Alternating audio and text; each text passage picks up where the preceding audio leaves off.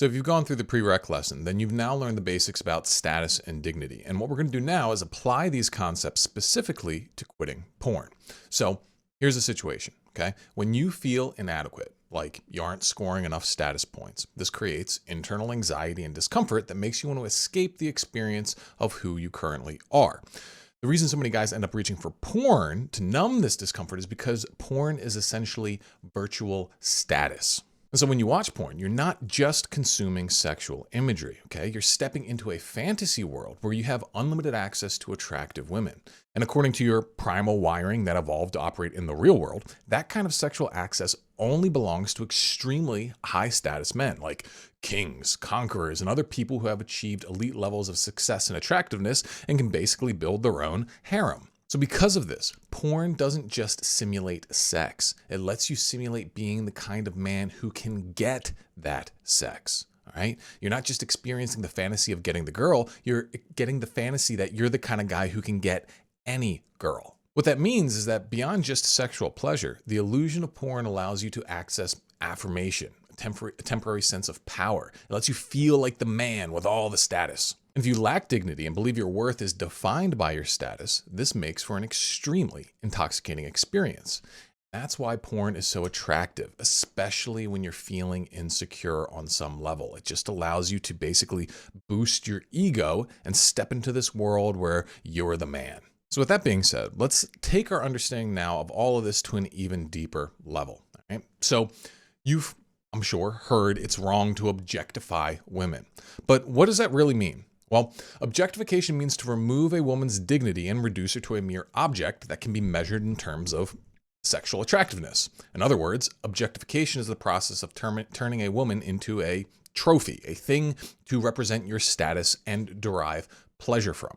The process of objectifying a woman in this way is what we call lust. And most guys understand this as a morally objectionable thing to do.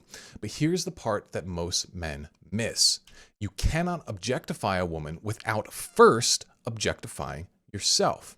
Because in order for her to feel like a prize that validates you, you must see yourself as something incomplete that needs her validation to begin with. Because think about it, right? If you're attracted to her not really as a person, but as a sexual trophy, then on some level that means that you're seeing yourself not as a person, but instead as an empty trophy case that needs her in order to be filled and have meaning. This is why lust has a needy, grasping, vacuous feel to it. It fundamentally arises from a place of lack.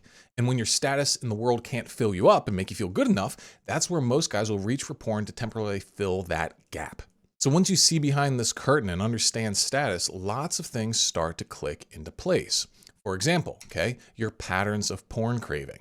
Things like rejections, career dips, fighting with loved ones, all these things can be major triggers for guys because those are moments where your perceived status dips or is threatened, and then porn comes in as this psychological counterbalance. Also, the hard-hitting shame after relapse comes into a new light. It's not just that you failed, it's that by using porn and objectifying women on a screen, you reinforce the belief that you're just an empty, needy trophy case to begin with.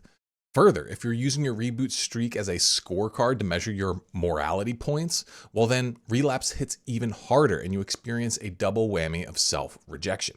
Because not only did you reduce yourself to an object, you also failed to measure up to your own standards. And additionally, even social anxiety around attractive women starts to make sense. Because if you've been using porn to prop up your identity, then attractive women become threats, especially the ones that you meet out in the real world. Because if you see an attractive woman that's not paying attention to you and affirming you, then that just exposes the gap between your porn fantasy and your actual reality. It just reminds you of all the ways in which you feel deficient.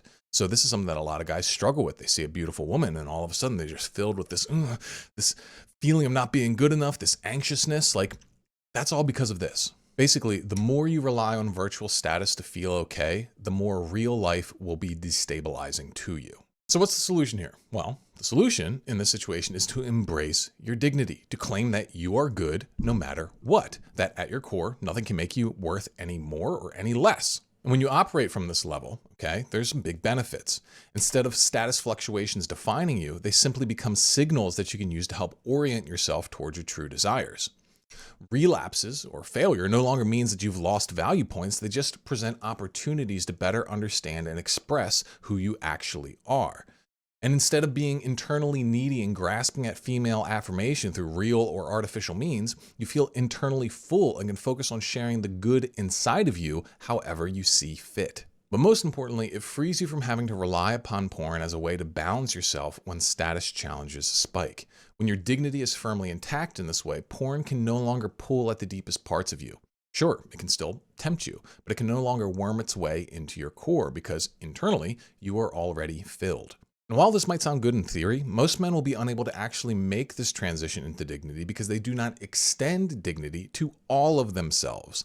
They might embrace the concept of dignity conceptually, but then fail to practically grant that dignity to themselves in the moments that really matter. The most profound way that men do this is through the rejection or misunderstanding of their own true desires. Because when a man tries to suppress or white knuckle through his desires, he's saying to this part of himself that it's not worth paying attention to.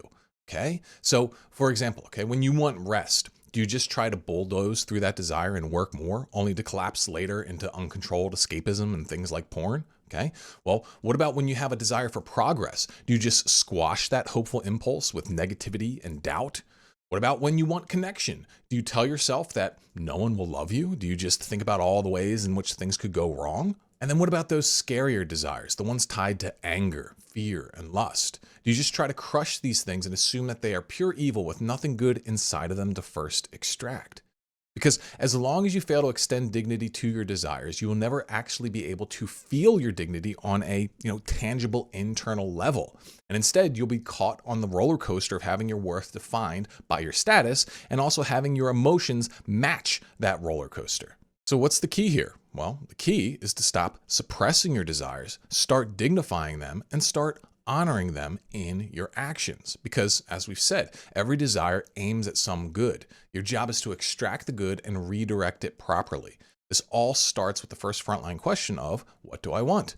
And the purpose is to just hold the microphone up to your deepest emotions and hear what it has to say. And then you separate the truth from the lies, and then you act on the good stuff. So for example, if you find the desire for more rest, well then, care about that part, dignify that desire, take it seriously. And on the micro level, that might mean just taking a break every once in a while instead of just keep trying to white knuckle your way through. But if you're going to really dignify it, take that desire truly seriously, you might actually need to take a step back, really learn how to set goals and pursue them in ways that are actually sustainable to you so you don't end up overdrawn all the time in the first place. If you desire connection, well, chances are you actually need to connect with yourself first. Are you looking for someone else to have more care and interest for you than you are showing yourself? That doesn't make sense, all right?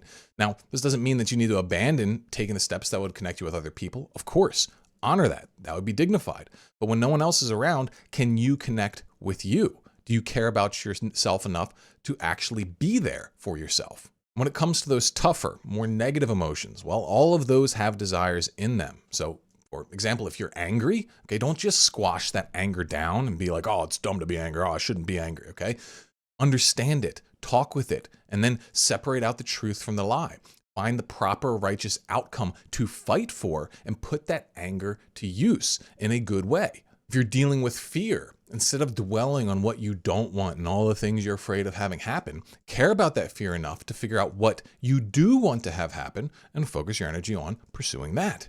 And then if you're dealing with lust, well, based upon everything we said, you're probably looking for the affirmation of a sexual trophy. And maybe that's purely in the sexual realm, or maybe it has nothing to do with sex and it's because you feel out of whack somewhere else in your life. You see, many guys have locked their highest, most positive feelings behind these little gates, these little games. They tell themselves, I'll feel good when I reach XYZ position in my career. I'll let myself feel good when I have the perfect relationship. I'll let myself feel good when I'm getting this amount of sex or whatever, They just tell themselves, I can't really be happy with myself or my life until I get all of these conditions met. But what dignity says is that you don't need to be putting up those gates. You're allowed to let yourself feel good now. How would you feel if you already had these things? All right. Well, let yourself feel that. You can imagine it. Let it in. There's nothing wrong with that. In fact, that is what dignity is. It's saying that, hey, you deserve to be good now. I've got this saying that I've used before where it goes, you're as good as the best pair of boobs in the world. And what that means is that so many guys, they think like, oh, if I had this perfectly hot woman, I'd feel amazing. Oh yeah, like if she loved me and I could have sex with her and all this kind of stuff, that would be my heaven. Okay. Well, what I'm saying is that you can bring some of that into where you are right now. What if you already had that? Okay. I'm not saying live in a fantasy world where you do have it. I'm saying access those feelings that you've locked behind a door. Give them to yourself now. And it might not be a perfect transference, but get more of it because this is a conditioned thing. We've conditioned ourselves to push away happiness and fulfillment. And I'm saying, stop doing that, okay? It's gonna take a little while to rewire this, but it's absolutely possible. So the key takeaway here is that this rebooting process is an incredible opportunity to connect with and reinforce your sense of dignity. And this is done through reminding yourself that you're already good and nothing can make that goodness increase or decrease. And then putting that dignity into motion by extending the dignity to your desires using the 3 questions. In particular, that first one of what do I want? You're allowing yourself to really feel your desires. Take them seriously. All right. This is how you feel your worth, because by you getting into your desires, you're sacrificing for yourself. It's not always comfortable to feel your desires, but through that sacrificial love, that is how you feel loved. That is how you feel your worth. So as you start practicing the 3 frontline questions with dignity in mind, you will start feeling your value because you are valuing yourself. So now that we've got an operative framework around dignity and a general understanding of how it applies to porn and lust, let's flesh out the tactical expression of these concepts. And for that, I'll need to see you in the next lessons.